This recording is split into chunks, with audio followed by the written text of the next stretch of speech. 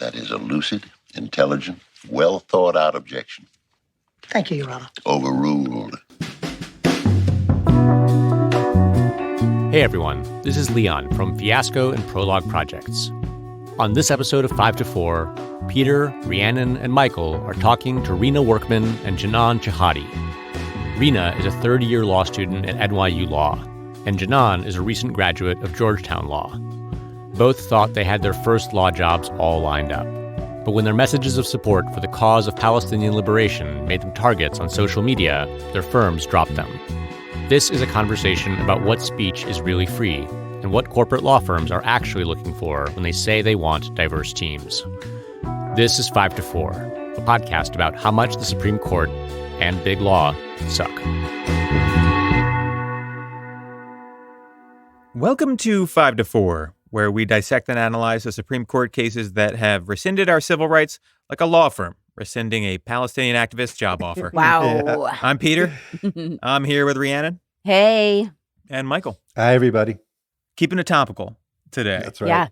Yeah. Special episode. Yeah, we are conducting an interview with a couple of folks, Ryna Workman and Jinan Chehade, who had a somewhat similar experience, both of them going into big law jobs and having those offers, those jobs taken away from them for what they said. Mm-hmm. You know, we thought it would be sort of interesting to talk to them about their experience, maybe talk about what, big law diversity efforts actually mean, given stuff like this, right? Yeah, it's such a crazy time right now with the debate on free speech, whether it's on campus, in the workplace, on social media.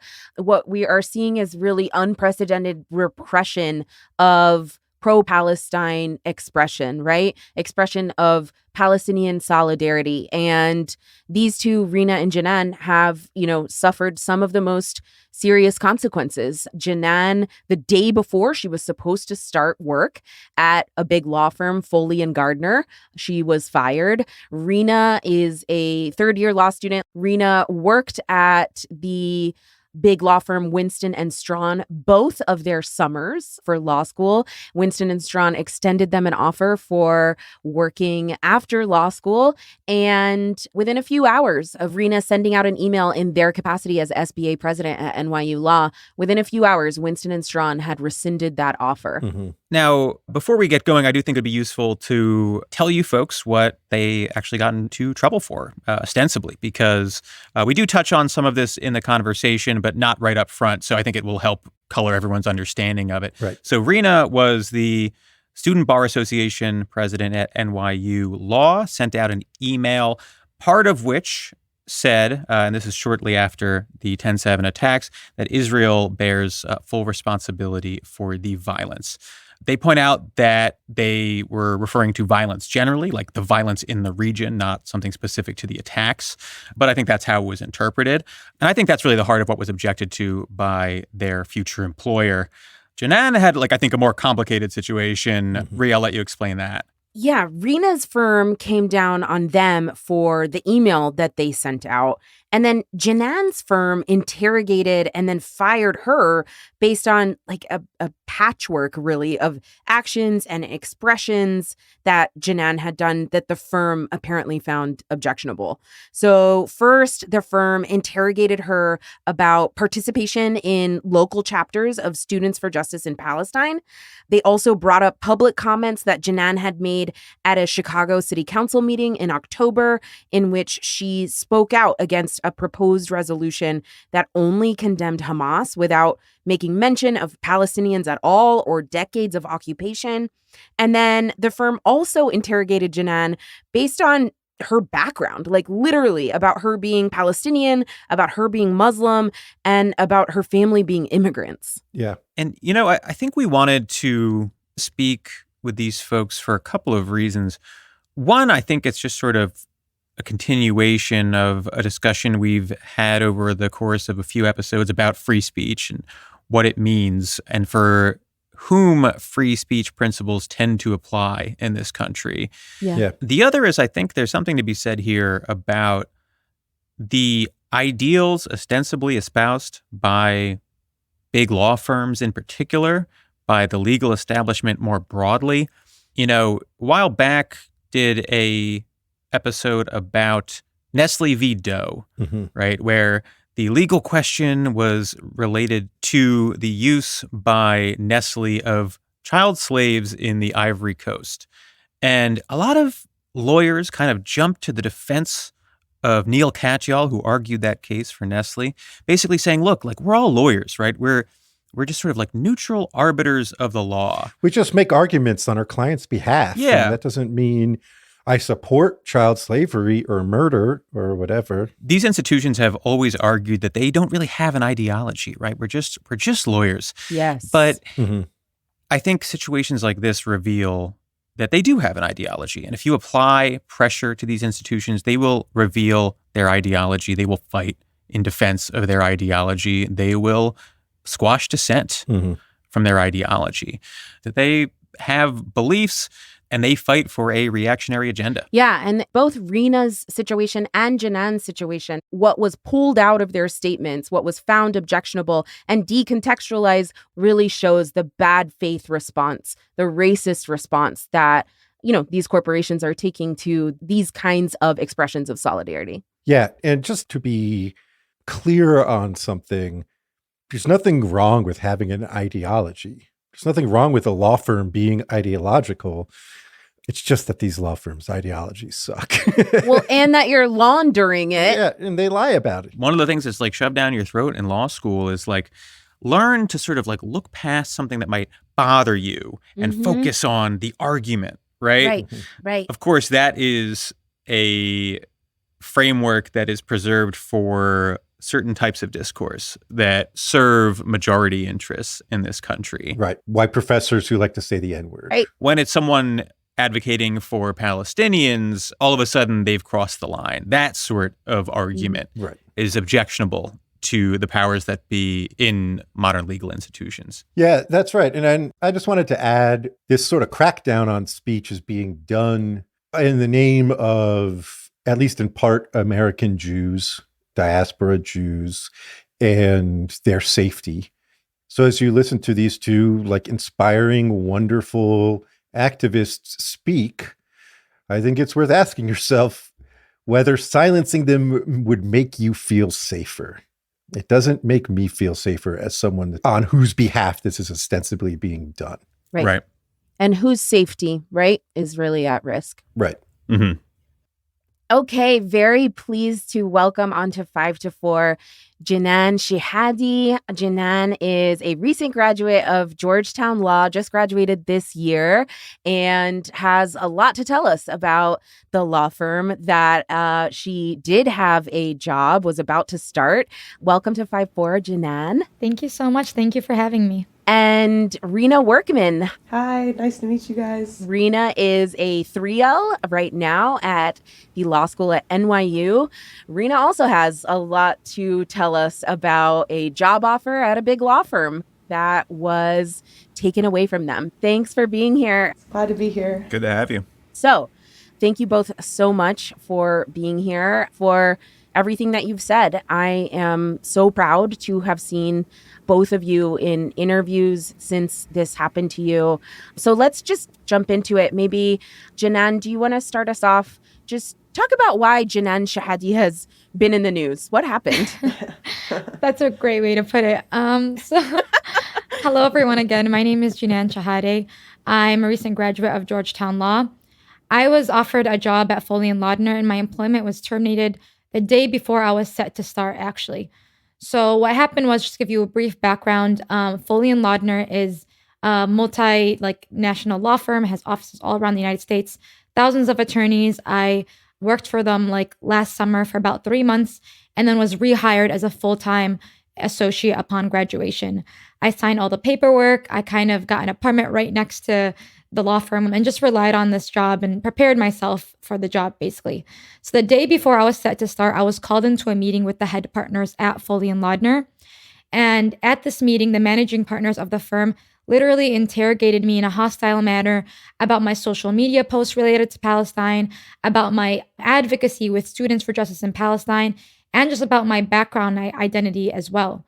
They actually had with them, and this is something that I found very interesting, they had with them right when we sat down at the meeting, each of the head partners had with them a packet of about 15 to 20 pages that had screenshots of my social media posts related to Palestinian rights, screenshots of my involvement in organizations like SJP Chicago, LSJP, which is Law Students for Justice in Palestine, and just information about like almost every speech I've made, every comment I've made about Palestine, my background and identity in general.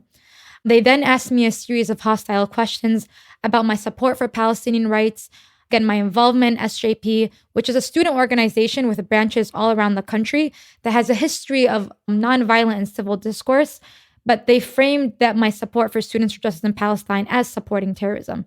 Again, framing SJP as supporting terrorism is an absolutely insane accusation because there's hundreds of SJPs around the country. They then went on to ask me a series of questions, even about my family and my background, specifically asking about my dad and where he works and his position and his involvement in the community. They then asked me whether I condemn Hamas in the October 7th attacks. So they basically, like all these questions in this culmination of hours of interrogation, they framed my advocacy for Palestine as supporting terrorism. Yeah. Literally, like I went into the meeting when they called me initially, I was like, you know what? I'm going to go with like good vibes and really just explain myself because I didn't do anything wrong. And I went to this law firm because it prides itself on inclusivity and diversity. And right when I walked into the meeting, unfortunately, I knew that it was not that type of environment. And I was kind of interrogated from the start. And I went on and I was explaining to them how my family is affected in the region and how like I worry for the lives of my family, for the lives of my friends. Like I think it was at that point, 10,000 or 12,000 Palestinians have died. And I looked them dead in the eye, said like half of those are children. And literally right after I went in and I was telling them the history of this like very violent time that Palestinians are going through, they asked me, okay, like that's great, but do you condemn Hamas? Oh my God. Unbelievable. Listening to you start, I was going to jokingly ask if they asked you to condemn Hamas, but then you were like, they asked me to condemn Hamas. I was like, wait, is this CNN or like, where am I right now kind of moment? Right. And so at the end of that conversation, so they interrogate you, Jinan, about all of this stuff, which you have said in your personal capacity as a student, as a member of a separate student organization, not part of Foley, not part of your job as an associate or anything like that. So at the end of all of that interrogation, they're just like, okay, and also you're fired now? So at the end of that interrogation, they're like, okay, we're going to meet with leadership. I'm not sure what that like really meant. And we'll get back to you with a final decision. And this is kind of when I knew that they came into the meeting with already a decision about my employment. And they knew that they were going to terminate me. They were just like trying to get, I don't know if it was information or anything.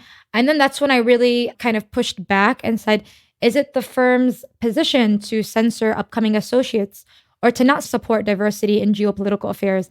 And to this, they said that we don't censor associates unless they're supporting terrorism or inciting violence. It's like a national security issue that they were dealing with. Yeah, basically. Right. Thanks, Foley. Yeah. And again, just to point out, I am literally one of two visibly Muslim Arab woman associates in the law firm nationwide. And this is thousands upon thousands of attorneys. So for them to view like my Palestine advocacy as terrorism is like a racist smear with no factual backing, as we know, because supporting Palestinian rights is about like equality and liberation. So I was like, okay, fine. I left the meeting, cried for a bit just because of how helpless and small that I felt, but moved on from that. And then I got a call later that night that my employment was terminated. So now it's one visibly Muslim person at Right, Foley and yeah. Lardner. Basically, yes. I don't know who that is, but watch your back. You know, Right. stay frosty over there at Foley. Peter has some experience getting fired. I do be getting fired. Getting grilled and Yeah, fired. getting interrogated and then fired. Yeah. I think Peter can relate in some aspects. I mean, I remember the meeting, you know? Right. It's true. The vibes of the meeting are very identifiable very quickly. You're like, oh, this is Yeah. this is the end. Ryna, so your position slightly different, right? Because you're a current student. Yeah. But you had that offer from Winston and Strawn, Yes. another big law firm. You had the offer for employment as, you know, a first-year associate after graduating. Tell us what happened to you. What did Winston and Strawn do? Yeah, so my story is a lot shorter, unfortunately for me, because basically I sent a message to law students at around noon on a Tuesday, and by 5 p.m. on that same Tuesday, my offer from Winston and Strawn had been revoked. I like the language of like the offer, but I think it's important to note that like it wasn't just an offer. It was an offer that I had already accepted. Exactly. And that they had like turned over. Like it was something that was already supposedly a done deal. So within 5 hours of me sending that message, my offer was revoked. And I think it's important to note that small time frame because I didn't send this message publicly. I actually sent it in my capacity as Student Bar Association president, which only goes to current law students. So within that 5 hours, not only did it get leaked to the media, I also received emails that I was CC'd on that people were sending to my employer at Winston and Strawn, to like the hiring people, to the recruiting people, just basically like begging them to fire me. Yeah. And then they did. So it's like, it wasn't as though Winston and Strawn was like making this kind of separate decision. It was like clearly a decision influenced by a like concerted harassment campaign, which I have found has been happening both at the university as well, where like the university is making policies to fit the various like campaigns that certain folks will drive instead of just making decisions that actually make sense or have you've taken the time to like get all the facts about whatever situation. Did they send you an email? Did they call you, Winston and Strawn? Like, how did you find out? I actually found out because someone sent me Winston and Strawn's tweet about removing my offer. Oh my God. They did send me an email before they tweeted about it. But because on October 10th, I received probably anywhere from between like 100 to 200 spam, not even spam emails, like emails to my inbox that were just like terrible. I didn't see their email until after I saw it on Twitter. So I went back and like searched it to find it. So I found out when everyone else did.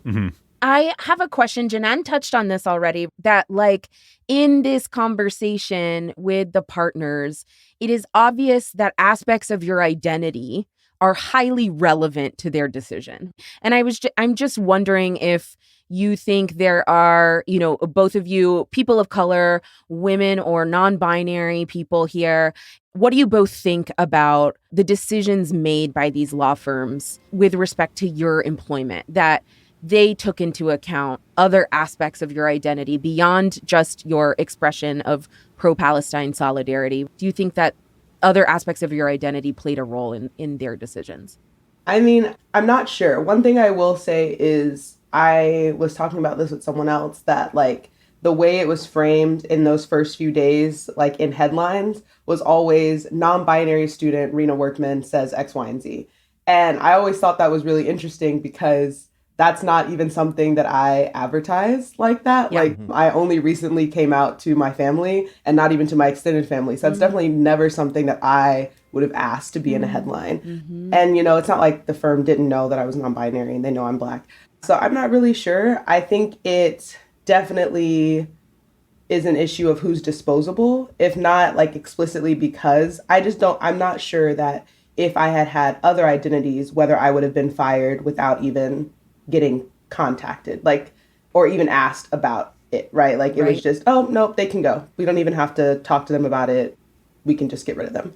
And so I definitely think that's something. There's sort of like a presumption, it feels like, in these like HR circles that when you see, for example, a radical statement from a Black person, it registers in their brain as familiar, right? This sort of like radicalism that makes them inherently uncomfortable. Yep.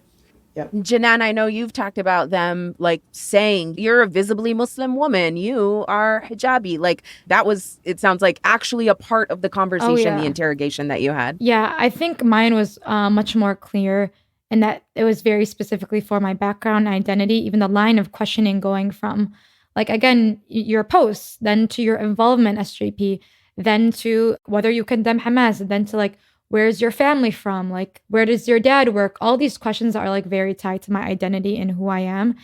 And even like when it comes to, I think this is all framed as like my political opinion when it comes to Palestine. But like, make no mistake, like this was specifically for my background, because speaking out for Palestine is not just a political opinion for me. It's something that's deeply embedded in my identity as someone who has family in the region. Ryna pointed out like a very good point about when it comes to like minority groups, it's more guilty before proven innocent. Like, I'm not sure if I made the same post on social media, which is, again, we're just about Palestinian rights, upholding international law. Like, the way these firms frame it, make it seem like so radical when like it wasn't even that radical. But yeah, I think it's like guilty before proven innocent. It was like, oh, you said these statements, you are a visibly Muslim hijabi woman.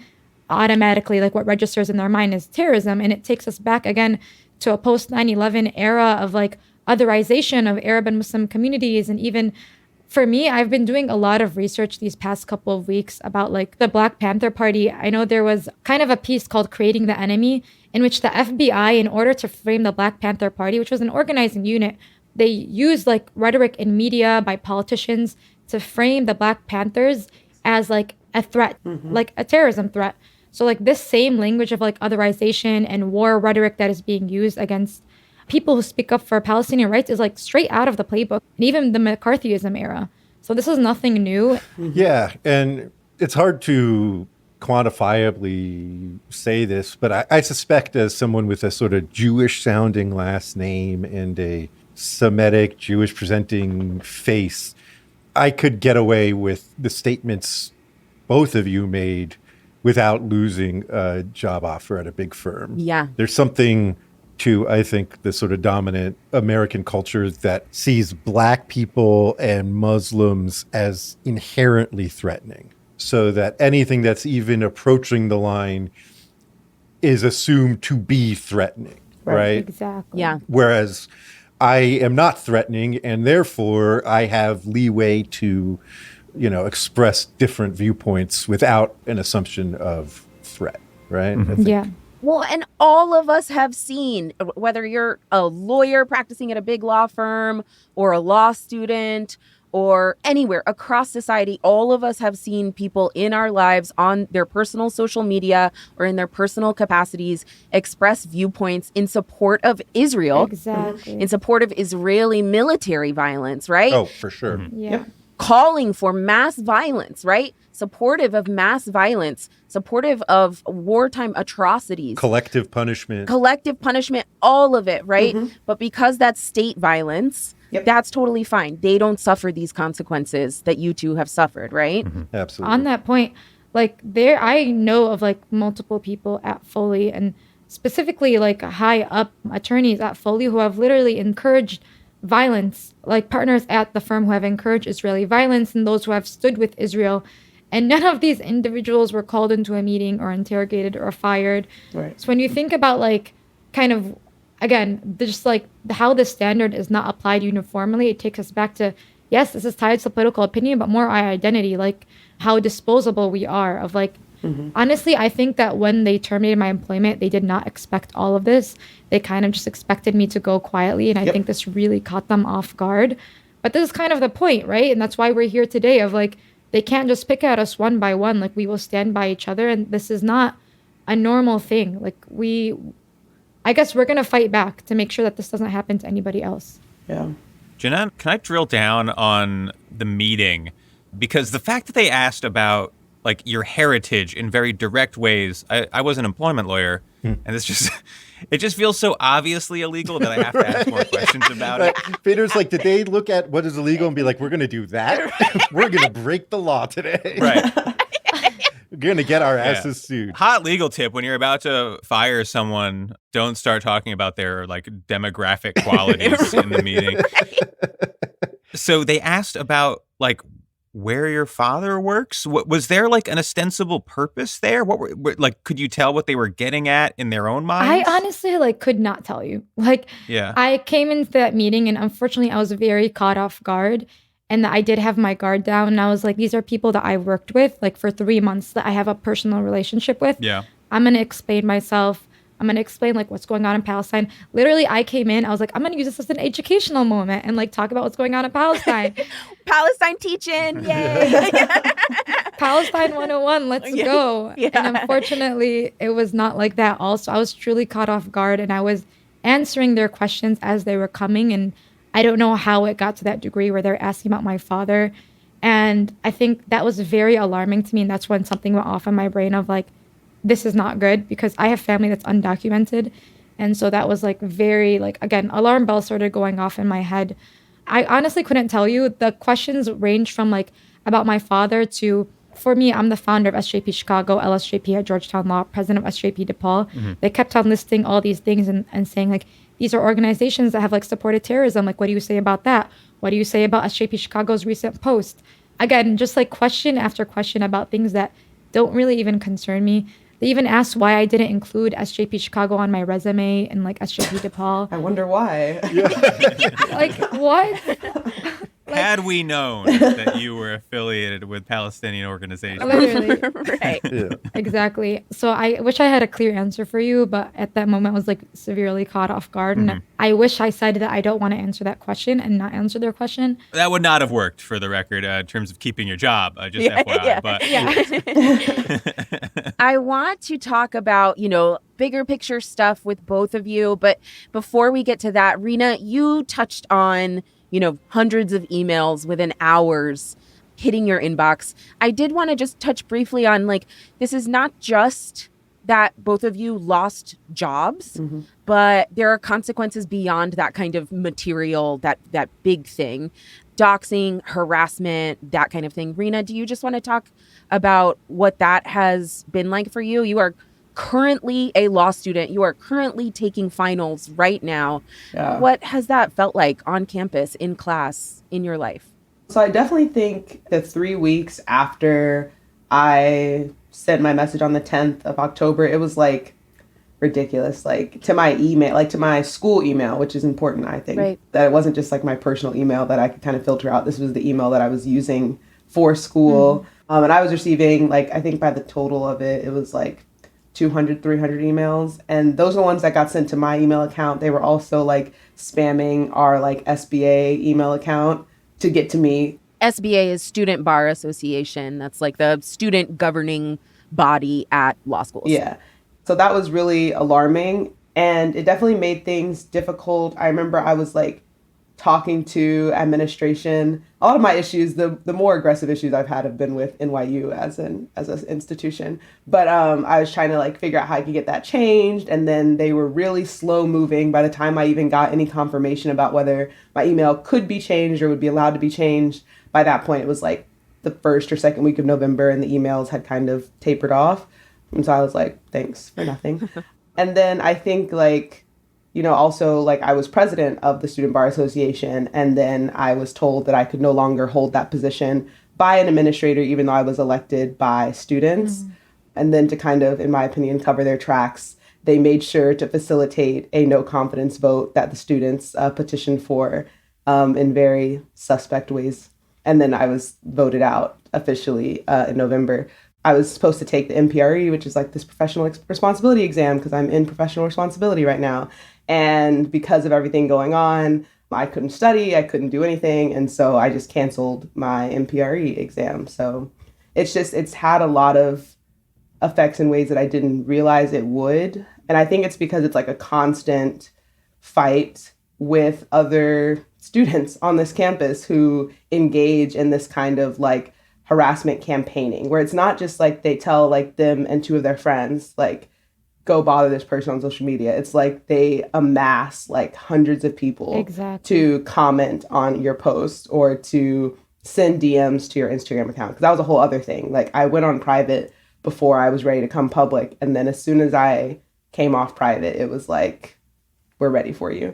And it continues to happen. Like just yesterday, I was in an exam for 4 hours. I got out of my exam and I opened Instagram and I had like 10 DMs.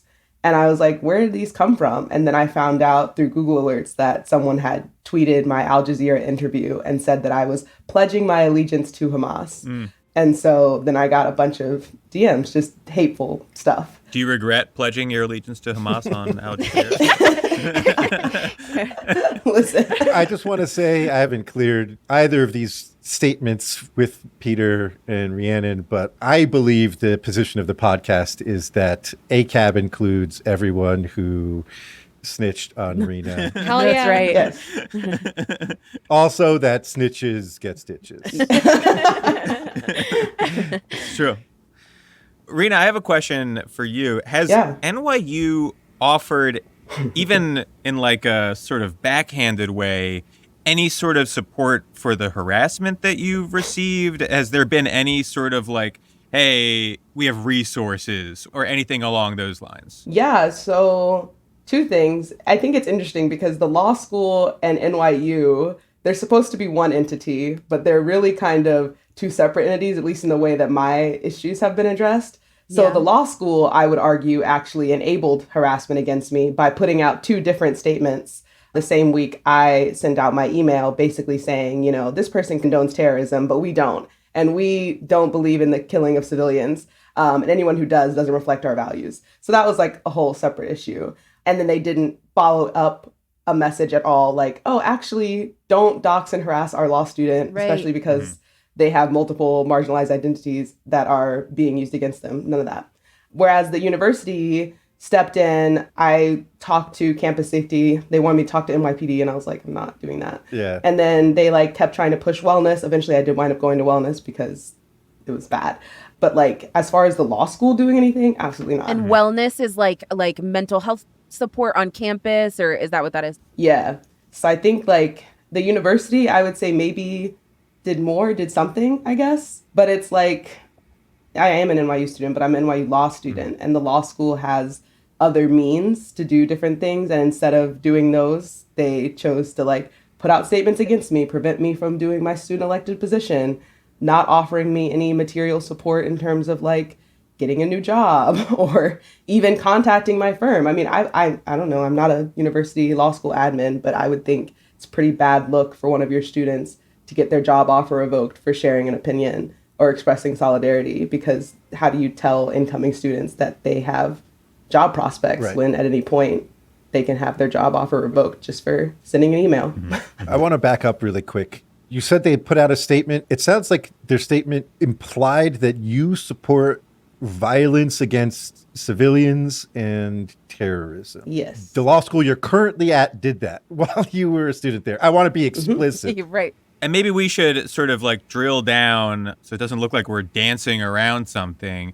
But the statement that you put out just said that Israel bears full responsibility for the attacks, right? And actually, not even the attacks. It says Israel bears full responsibility for this tremendous amount of violence. Is that why in every article I read, the quote cuts off after Israel bears full responsibility? God. Of course. That's also the first, that's like the second sentence of the message. And in the first paragraph, there's two paragraphs here. Then the second one, in my opinion, was the one that was like the meat of the message, the most important part, which condemned the violence of military occupation, of apartheid, of using white phosphorus bombs, calling people human animals. And so when I talk about tremendous violence, I was actually commenting on the fact that Israel has engaged in this siege for over 2 decades, that they've been occupying Palestinian land for, 75 years. But obviously, if you take it out of context, you get the picture that I, do whatever with terrorism. I will note, even though it is not what you said, that Israel, and especially the right-wing government of Israel, bearing responsibility for the October 7th attacks, is I wouldn't say non-controversial, but at least widely held opinion, acceptable in the discourse in Israeli society. Right? You can find headlines in Haaretz and the Jerusalem Post arguing that, right? Op-eds laying out the case. Yeah.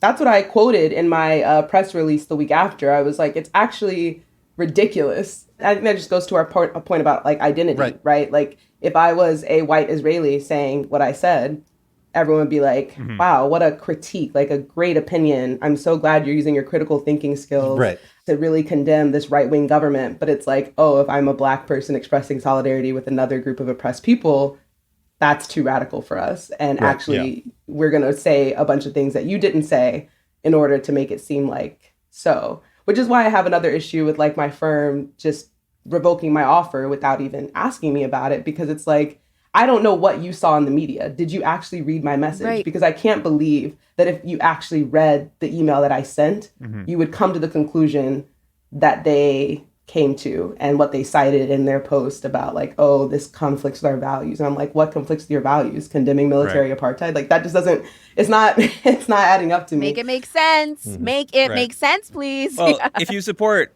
Palestinian rights in this country, and this is like basically what it's always been, at least as long as I've been an adult, since the Second Intifada, and I assume before then, but I was a child. But every inference gets made against you in these cases, right? Every bad faith leap. You're given absolutely no grace to say something. And when you make a statement, they will basically round to the nearest support for terrorism. Literally. Like any statement that could be even conceivably read in a bad faith way. This is why, like, From the River to the Sea gets read as a call to genocide, right? Not just that, but like in the discourse now, people will be like, well, this is unequivocally a call for genocide or something like that, right? They will take a statement that has no clear connection to terrorism, to violence against civilians, and just sort of like move it there steadily. And it's on you to sort of explain how it's not, right? To explain why you are innocent, despite the fact that you haven't said anything that you're being accused of. Right. And meanwhile, it's so frustrating to have this burden put on you all of the time to explain, because meanwhile, the bombs are dropping, white phosphorus is dropping, children are lost under the rubble forever. Mass violence is happening right now. That is what we're trying to talk about. These consequences, major life-changing material consequences are falling on you and losing your jobs, the doxing, the harassment, and on top of it, that you are constantly having to explain your statement to prove somehow to everybody that you are nonviolent, that you are safe, that you will not make them uncomfortable, right? And I want to point out that, you know, even the institutions that are partaking in this aren't safe from it, right? Like, look at the university presidents getting dragged before Congress. Exactly. And giving what was basically a cut and dry explanation of their policies and, you know, getting absolutely annihilated by the mainstream media, nonstop coverage from like the New York Times, at least one resignation so far. Who knows if it'll just be one by the time this airs.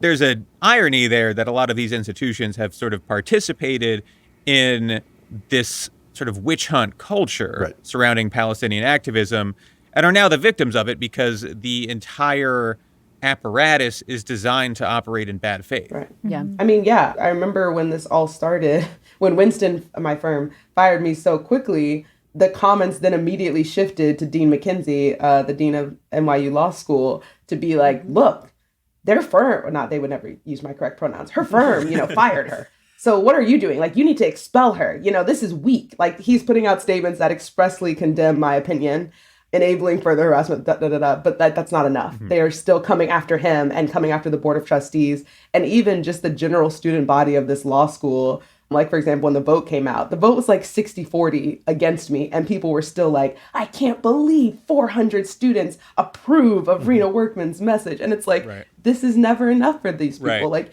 you need to stop catering to them and giving into them and instead support your like marginalized students and stop worrying about what this like violent group of people wants, because it's never going to be enough. So sick. That's a really good point. Jinan, maybe we'll start with you. I kind of want to talk about maybe lessons that both of you have drawn from this, advice that you would give to other people who want to speak out, but, you know, maybe fear similar consequences. How has this changed your idea, if at all, about practicing law, right? Or your career goals, practicing in this space? You go to law school for 3 years, you graduate, you study for the bar, you pass, congratulations. Thank you. You are a licensed attorney. You train for this. You train to have this job. You work a summer there at a big law firm. This is a prestigious position. And then this happens. Has that just changed your career goals, changed your ideas about what you wanted to do in the law, how you wanted to participate in this profession? Yeah, 100%. I think it did.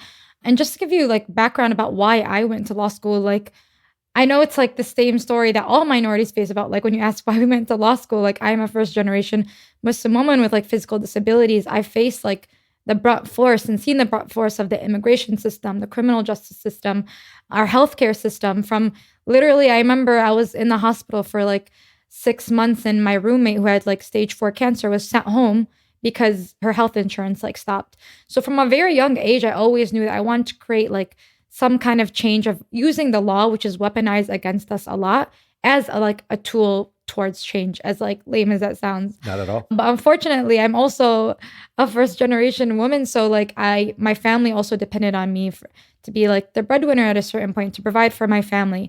So I decided to go the big law route and kind of get that resources and training and just stabilize me and myself and my family.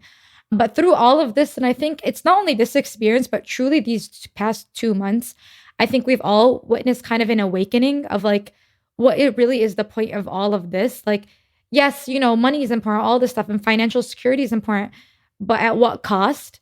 Like, how far am I willing to sell myself and my views and like my values to be at these positions? So when you ask like, how's this experience changed my career path and where I want to go, these past few 2 months, like, I mean it when I say I'm a different person than I was 2 months ago. Like, we are more unapologetic. We are more like bold and courageous and brave because like we have nothing to lose. Yep. Like, this is something that like me and my family, my friends talk about a lot of like, we want to climb the ladder in the US and like have a good career and like change it from the inside. And yeah, maybe that's important. But like, where has that brought us? Like, we've been doing that for decades. And like, we are truly at the worst point we've ever been. I have friends that have lost 40 members of their family. And this is not a unique story. Like, in Chicago, almost every Palestinian family has someone that they've lost or that's been impacted. Like, my family in Lebanon, right now, the area is taking in refugees from South Lebanon of people that have been impacted. So when we talk about like, again, career changes, honestly, I'm trying to see like where I could take my career in a point that's true to who I am and my values, and that's unapologetic in the future. Because yes, we're focused right now on this bombardment of Gaza, but make no mistake, as long as like Israel's occupation of Gaza and of Palestine exists, there will be another siege on Gaza, and it will probably be worse, and the cycle will continue. For the past 2 decades on Gaza, there's been over 15 sieges and bombardments. Like, a person that's my age in Gaza right now has probably seen about, I want to say like 10 sieges on Gaza. So this will continue until we can like collectively awaken that we live in the belly of the beast, and literally our tax dollars right now are supplying the bombs that are falling in Gaza. And we say this over again, right? I say this in all my speeches, I say this in protests, but what does this mean? Like, for us to be complicit in this, it means that we have a duty to be on the front lines when it comes to organizing for Palestine. So yes, as devastating as this was for my career, and as much as I was relying on this financially, like, I truly have no regrets when it comes to what I said in speaking up for Palestine. I will never have any regrets because this is such a small sacrifice compared to what the people in Gaza are enduring. So again, I think I've been awakened. A lot of people have been awakened, and we're realizing more and more about we cannot continue slaving away to this corporate and institutions that are literally aiding in the genocide of our people. Yeah. Ryna, your thoughts just about, Yeah, Ryna, same question. No, I do. Because you are, a current law student too, and just thinking, really just at the very beginning of your career. So go ahead. Yeah. Yeah. So I think it's interesting for a lot of reasons. I came to law school for similar reasons, and there aren't any other lawyers in my family. I think I have like a first or third cousin that's a lawyer, but he's like only like a few years older than me. So it's like the same like lateral. But I'm from South Carolina also. So I've lived in South Carolina my whole life. I came to New York for law school because of how I saw like New York lawyers moving in the immigration space during like Trump's like Muslim ban. And I was like, oh, that's so cool. Like, people are helping people in JFK. Like, I want to do something like that. But one thing I'll comment on in general is that coming to law school as a like Black person with no other lawyers in their family, it was really easy for me to get roped in to like drinking like the big law Kool-Aid, like they come to these things, they, buy you dinners. It's not even just about the dinners. It's like you meet people who you like they network with you, and you're like, oh, like this is a really cool person. Like, they do really interesting work. Yeah. And because I really had no like conception of public interest law other than like doing good work to help people, like, which is awesome, but it just wasn't like tangible to me, especially as a first year law student. You speak to big law attorneys and they're like, oh, we'll train you. Like, you'll be able to do such good work, your career. Like, you can always do public interest later, but you really need to get this like training and you need to like be in a place that can make you a better lawyer. And I was like, I want to be a great lawyer. Like, that's why I came to law school. I'm spending so much money to be here. And so, yeah, so like I got a diversity fellowship or scholarship, whatever, with Winston my 1L summer. So I was at Winston for 2 summers. Okay. And so I built those relationships. I worked in their Charlotte office when I was a 1L summer. And then when I was a 2L summer, I was in New York. So it's like 2 offices. I meet a bunch of people. I have really good relationships with all of them. And so I was fully set to come back. Like, and I enjoyed the work I was doing both as like a summer in like firm stuff and then also like pro bono stuff. We did a lot of cool stuff. So I was like, this is a good balance. Like, I really loved our chief diversity officer. She made me feel really seen, even when I came out as non-binary. So I was like, this is good. I can make this work. But similar to Jinan, I think that these past 2 months have really shifted that for me because I was just reminded so quickly that like personal relationships only matter, sorry, if you're white. Like, I can have the best relationships in the world, but at the end of the day, if I'm a Black non-binary person, those relationships only matter so much because the relationships I had were not with the white hiring manager who sent me the email revoking my offer, right? Like, and I didn't hear anything from any of the people that I did have relationships with before that happened. So it's like clearly my view of the relationship was not the same. And so to me, I think like as far as career movement goes, I want to go somewhere that doesn't require me to have a personal relationship to feel like I belong in that place. Mm-hmm. And part of that is being around people who have similar politics, similar worldviews, because then you don't need that personal relationship to feel safe in your position, right? Like, you can be in an environment and know that people see you for being a good attorney, not just because you're friendly and you can talk to them about other stuff. And not feeling like you're there as a diversity hire, which I explicitly was. And I'm not ashamed of that. Like, that is like the fellowship program is so that you can be in a position that you might not have been able to get because you don't have any lawyers in your family. So like, that's something that has shifted. And I think that this idea of being able to do good work has also changed for me because I was able to do a clinic at NYU. And so I work with legal aid in their housing department. And so I did tenant defense and that was awesome. And that was something tangible that I was able to do that I didn't know about before I accepted my offers at Winston for the first summer and even the second summer, actually. So it was just like, this is giving me an opportunity to explore those options that I didn't really know I had before I accepted my offer at Winston. But I also think we're not, like Jinan said, we're not under the rubble. And so at the end of the day, it's like these consequences for me, I can move through that and I should move through that and everyone should move through that. Like, having endurance is important in this moment and continuing to be in a space where I can keep doing that. And so I'm grateful that I do have a semester left of law school to cause some good trouble. Beautiful. Yeah, I think you made really great points. And I think what I was also trying to point out, and I don't think we should all be like quitting our jobs and like, it's not like I dig at anybody in big law at all or meant to like shame them. Right. But it's truly just meant to point out that we're like in a time where we can't really remain passive about our condition anymore and kind of be like zombie mode, like get the job, keep going, like all of this stuff, which I think personally I've been in for a while. Yeah. It's more to say that there is a way to like use our power and be strategic in like every area of space we're in. And I think when it comes to students, there's been a lot of fear when it comes to speaking up, and that's obviously for due reason. And I think something that I've been thinking about a lot is how like students and youth have kind of always been at the forefront of like any liberation movement. They've always been the ones that have been like the most aggressive and unapologetic about the truth and just like pushing the discourse forward. And that's why they've been always the one that have been constantly under attacks the most. Mm-hmm. That's been heightened with this time, right? But I've been trying to change my view, and I think I would really encourage students and all of us here to change our view about these escalation of doxing and firing. It's not as a result of our lack of power, but it's more like more and more people are being called to like the truth and are like in this awakening, really. Zionists have really lost control of the narrative. I think there was a leaked interview by the director of the Anti-Defamation League where he said we have a huge generational problem. So when we think about this, it's just like truly like there's an entire generation of people that's not limited to a certain background or identity or like job that have awakened and are like fighting back and speaking up for Palestinian liberation.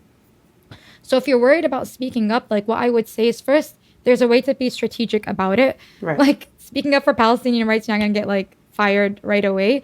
But also the more of us that speak up, truly, the more power and influence we have. Exactly. And almost support for Palestinian liberation, like make no mistake, has become mainstream. Ignore some of these media outlets, but I feel like even when you look at the polls and all of us here, and like when you look at the protests and the millions and millions of people around the world in the United States just like flooded into the streets, and it's not limited to a certain background, you realize that support for Palestine has become mainstream. It's just a matter of like all of us taking that step and like speaking up. Even for me personally, like I was told, don't speak up, like you're going to get fired from your job. And then I got fired from my job. And like, don't talk about how you got fired from your job. It's going to ruin your chances long term. And then I like went media public and pursued a lawsuit. And again, I say all of this because I did a lot of thought and I realized this is like, we have to set a precedent for our people, and that they can't pick at us one by one.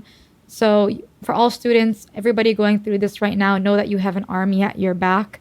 Like truly the support that I've gotten in the last couple of weeks. Yeah. And I'm sure you agree. Since I've gotten public is just all the devastation, all the fear that comes with being doxxed or fired is like nothing compared to like the love and support you feel by like your community. And when I say your community, I mean like all of us here. Yeah. It's like people that are on the side of like truth and justice. I agree. And it's like a very powerful illustration of the limits of corporate diversity, that Ryna was literally a diversity scholarship or diversity fellow. Yes. Yeah.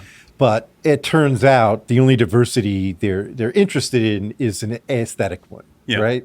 The second that diversity extends to an opinion that is challenging the sort of elite status quo vocally. Right.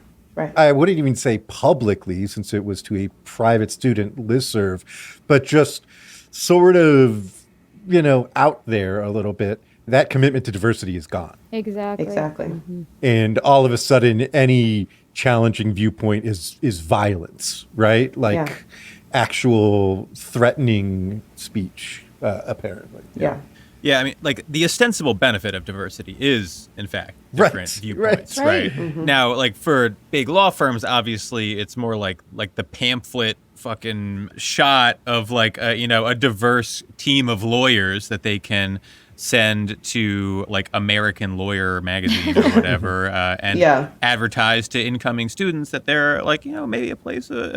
A place that's a little bit more open-minded than your average law firm or whatever. Right. As soon as someone with a unique perspective due to their diversity speaks up, they get squashed because it's not something that the law firms are actually interested in. They're doing PR. Right. They want a certain kind of minority.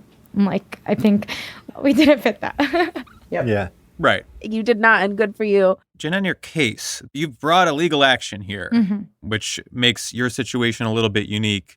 So can you tell us about that a bit, where it stands and what you're looking to get out of it? Yeah. Besides money. That would be nice. I can't lie. So this happened to me. I was fired officially on October 22nd. And so I sat with this and I kind of just like was processing and thinking about my next steps. And I really thought about pursuing a lawsuit for a while and talked to a lot of different employment attorneys. But I realized, again, this is something that I needed to do to set a precedent that law firms can't, just like target us for our background, our political opinion without accountability. Like, this is insane that it's taken, honestly, this long for us to kind of like push back and be more on the offensive. Because since I've gone public with my story, like I mean it when I say I've received dozens of messages about people who have had their offers rescinded, have also been doxxed or fired. So this is not exclusive to me, but a lot of other people can't go out in public because, again, they also have their own financial situation in which they need another job, which I do too, but like we'll figure that out later. So in terms of the lawsuit, we filed the EEOC with the state. So once that investigation is over, we plan on filing in federal court, official discrimination claim, along with other claims as well. And my co-counsel on the case is CARE, Council on American Islamic Relations, and the Ryna Capitan, which is a partner at Ryna Capitan Law. This is probably going to be a longer struggle, but the support that we've had around this and people that are like really willing to support in whatever way possible. They're like, whatever you need, like whatever campaigns you need, has been really nice. And hopefully this could be like a longer term precedent, not only for me, but for all of those. Again, I have friends in big law right now, and I'm like, listen, I'm doing this for y'all so that you're not called into a meeting next week and like interrogated about your social media posts and your background. So that's where we're at right now with the lawsuit. And just to explain, Jinan, a lot of our listeners are law students, young lawyers, and people who don't have a relation to the law at all or don't work in legal spaces. So you file a complaint with the EEOC, say that you win. What is the result? Like, what are you seeking? Yeah, for sure. So first, the EEOC is like an investigation, again, with the state that goes through mediation. And then depending on that, filing in federal court, which we plan on doing as well. So in terms of what we're seeking, obviously, like financial reparations, but also like setting a precedent, and that like this Foley can't continue to do this. And again, this is not the first time that Foley has done this. There's a case back in 2008, post 9/11, in which Hassan won a case against Foley for discriminating against him for his identity post 9/11. So Foley really has a pattern of this, and like in order to set a precedent and to make sure they're taking like long-term steps, which we're working with them on through either mediation or in the settlement as well. Yeah, we're just hoping that this lawsuit will have long-term strategies for Foley and other big law firms to implement to make sure that they're not doing this to other associates as well. I mean, they're not tokenizing minorities, right? So what we talked about diversity is not only about like the statement that you have on your website or what you're advertising to law students, but it's like true diversity of like diversity in political opinions, diversity in backgrounds, and what that looks like, and truly having a welcoming environment for minorities. So that's something I hope that like law firms can take seriously with this law firm and develop unique strategies towards. I hope you win a lot of money. I hope so too. Personally. I hope I so. believe too. associate salaries just went up, so your lost wages are increasing by the day. I just wanted to add one thing as a current like law student, is that I think it's really important for law schools to encourage critical thinking and not dictate opinions to their students or say like, or put words in their mouths, frankly, especially because we come to law school to be advocates in whatever way that means. I mean, whether you're a big law attorney or public interest or whatever, like you still come to school, you spend a lot of money to become a good advocate for your own beliefs, for the beliefs of your clients. And so I think that this idea that there is a limit to, you know, what I can express, who I can express solidarity with is really harmful. And I've had law students coming up to me asking me like, what is that like for you right now? And I think it is really harmful because I never want to discourage people from joining this profession, especially people who look like me, who hold similar identities to me. But it is hard to tell them with a straight face that, you know, your legal education prepares you to be an advocate in this moment, because it seems like only some advocates are worth training, worth bringing up at these institutions. But I say all that to say, don't let that stop you. And I gain my critical thinking skills, not because of the institution I attend, but despite it. So if you come with the intentions of being an advocate, you will leave with the skills of being an advocate, regardless of where you attend. So I think the last thing I would add that I didn't mention, but of course we alluded to, I just want to make it crystal clear that our incidents and the things that we're talking about today is not exclusive to us, but is really part of this broader pattern of attacks we are seeing against people who speak up for Palestinian rights and share views that are critical of Israel, right? Even for me, I live in Chicago. From the stabbing of 6-year-old Wadi al-Fayoumi, he was literally 6 years old, stabbed 26 times. Our fathers knew each other, like he's one of our community members. So the shooting of 3 students in Vermont, again, the firing and doxing of students and employees, it's clear that the U.S.'s foreign policy is responsible for this very like dangerous environment that has been created against like Palestinians and those who speak up for Palestinian rights. Palestine Legal itself, and again, we're both represented by Palestine Legal to some degree, has reported over 800 incidents since October 7th of people being doxxed, fired, or just repressed in general for their views on Palestinian rights. So although, again, this is like a very critical time, I would just really like to point out to law students, it's a very scary time, but just remember what the point of doxing is and firing. Literally, the point of doxing and firing is to make you feel isolated, to make you feel scared. But just know that you are not isolated. There are millions of people across the US that have similar views, but it's unfortunately these institutions that are trying to make you feel isolated and helpless and trying to instill fear in your heart. So we have so many resources out there for students and for employees. I would encourage everybody to reach out to Palestine Legal or different organizations that we have currently defending us. And again, right now we're seeing the resumption of the bombardment of Israel on Gaza. So it makes it even more urgent now than ever for us to speak up. And no state should ever be above criticism. And that's especially true when the state is carrying out genocide as we speak. But we're in this together, and hopefully we'll see a free Palestine soon. We keep us safe, right? We keep us safe. Right. Exactly. Yeah. Okay, Jinan and Ryna, I feel so inspired. I feel so proud of you two and everything that you're doing. Thank you for giving us your time.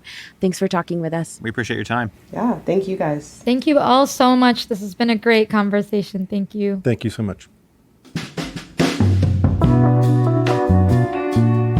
All right, folks. In a couple of days, we're dropping our annual giving episode. We've chosen some organizations we think could use some of your attention and perhaps money if you've got it. And then you can take a little bit of a break, a few weeks off for us. Not because we're being lazy. No. Not because we're celebrating the holidays. Okay? We're not. Instead, we will be working on 5-4's most audacious project yet. Mm-hmm.